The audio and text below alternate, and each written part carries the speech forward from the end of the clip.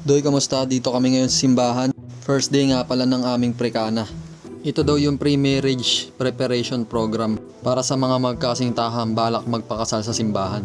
Ipinangalan ito sa Cana, ang lugar kung saan isinagawa ni Jesus ang kanyang unang himala sa isang kasalan. Sama to sa requirements namin, Doy, bago magpakasal. Pangungunahan ng isang katekista bilang speaker ang seminar na to. Pagpasok nga namin ay may 3 couple dito, Doy.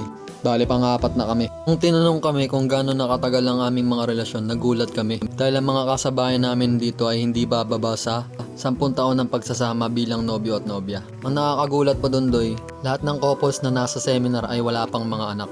2 couple lang nagli-live-in na at 2 hindi pa. At yun nga, binigyan kami ng papel para sasagutan daw namin. Ang binigay na questionnaire ay walang mali at tamang sagot. Dahil paraan ito para sa inyong komunikasyon bilang mag-asawa. Ang mga tanong dito ay tatalakayin nyo mamaya para magkaroon kayo ng iisang layunin. Dahil iba-iba tayo ng pananaw sa isang partikular na bagay. Paraan nito para magkaroon kayo ng adjustment.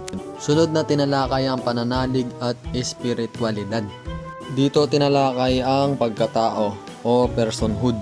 Dito sinasabi na ang pagkatao ay nasa ibang tao para sa ibang tao at kasama ng ibang tao. Halimbawa ako, sinabi ko na mabait ako, pero masasabi mo kung mabait ba talaga ako o hindi kapag nakasama mo ako. Yun yung pagkatao. Yun lang yung pagkakaintindi ko, Doy.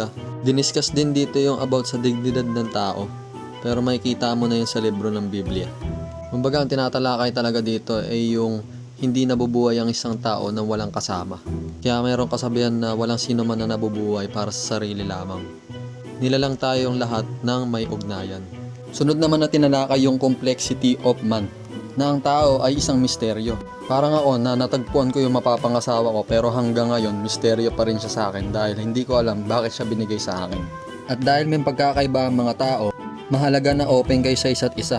Kailangan yung pag-usapan yung mga sensitibong mga bagay. Halimbawa ng ginagawa ko sa girlfriend ko ay tinatanong ko talaga siya ng mga sensitibong bagay. Ganun ako ka-open sa kanya, kaya nung pumunta kami dito ay hindi na kami nagulat sa mga tanong. Salamat na lang din sa partner ko at napaka-matured niya para i-take yung mga tanong na pwedeng nakaka-open sa ibang tao, pero sa kanya nadadala niya ng maayos at napag-uusapan namin na maayos. Kasi sinabi sa amin dito sa Prekana, maraming tao na umiiwas sa mga tanong, kaya pagdating dito, minsan hindi talaga natutuloy yung kasal. Kasi dito pa sila nagkakabulagaan na may mga ganun palang mga tanong na hindi nila kayang sagutin, o kaya may mga lihim pa sila na dito pa nabubunyag, tapos yun pa yung magdudulot ng hindi pagtuloy ng proseso.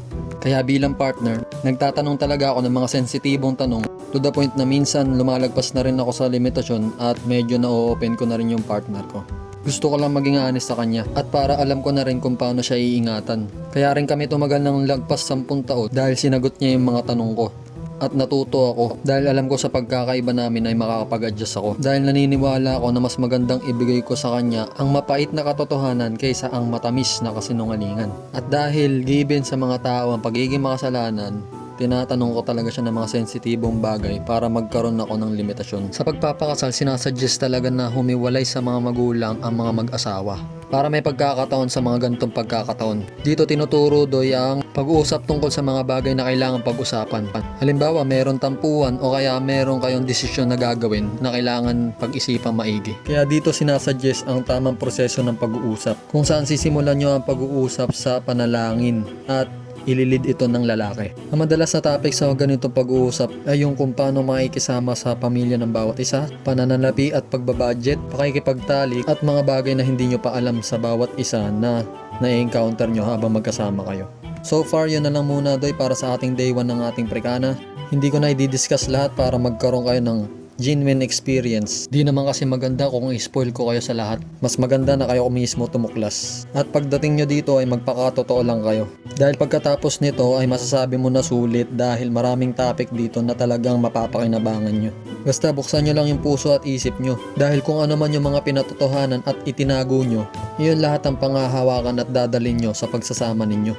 Yun lang, Doy, maraming salamat sa pakikinig sa aking experience. Ingat kayo palagi at hanggang sa muli natin pagkikita, paalam.